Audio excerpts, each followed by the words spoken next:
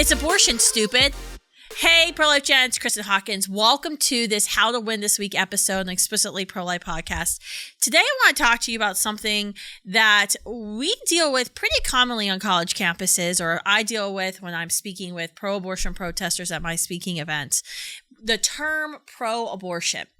We at Students for Life have been encouraging pro-life advocates to use this term when you're talking about those who advocate for abortion, because that's what they're doing. They're pro-abortion. I have said multiple times, I don't mind being called anti-abortion. You know, abortion is a horrible thing. It's an act of violence against a weaker human being. So it's okay for someone to call me anti-abortion. I'm totally fine being called anti-abortion. I'm also fine being called pro-life. In fact, if I introduce myself to folks on the plane or people ask me what I do, I will actually use those two terms interchangeably. For some reason, pro-lifers don't like to use the word pro-life, anti-abortion. They like to use the word pro-life because pro is positive, anti is negative, whatever. I'm anti-smoking. I'm anti-sex trafficking. I have no problem saying I'm anti those horrible things. So I'm anti-abortion.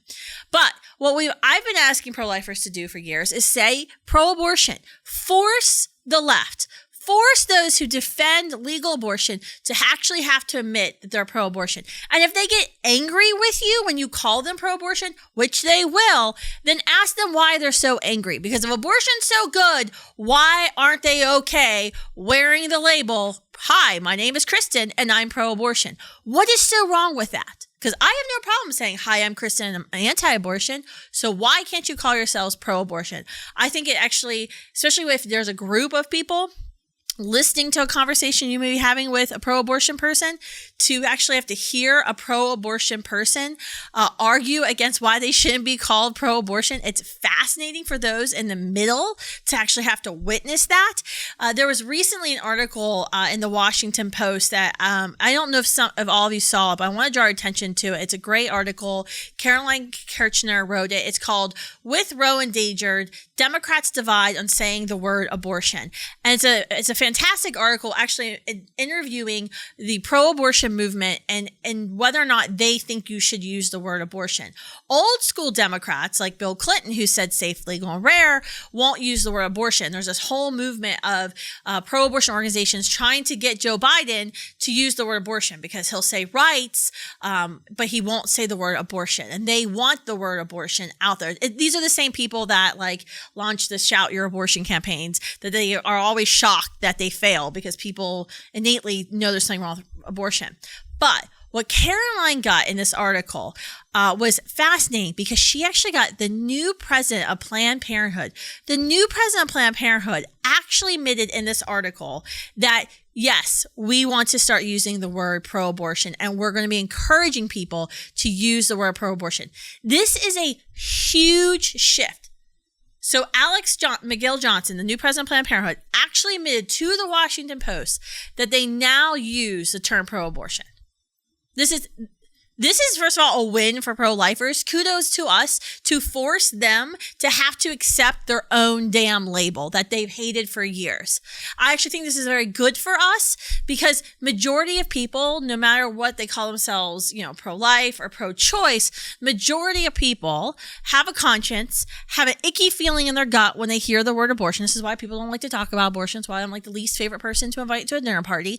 The majority of people do not like the term abortion. So forcing the left to actually have to use that term is perfect because that's what we have to do. We have to expose what abortion is. This is why we talk about the use of imagery in our movement. Should we show victims of abortion? How do we highlight what goes on inside the abortion facilities? Because we know if people knew what was going inside Planned Parenthoods every day and other independent abortion facilities, Americans wouldn't tolerate it.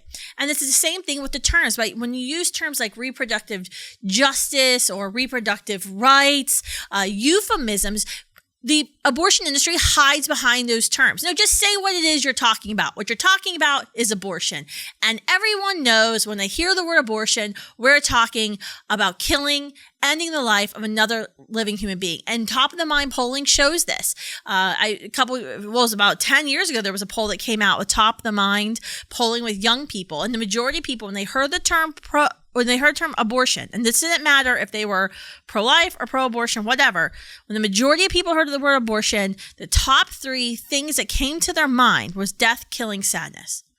That never changes. That's because it's written on our hearts. So kudos to us. And for you, for how to keep winning this week, make sure when you're talking with someone who is advocating for legal abortion that you clarify your terms and say, oh, I didn't realize you were pro-abortion. And then watch the chaos ensue after that. And ask them why, if they're so proud to be for abortion, why can't they own that term?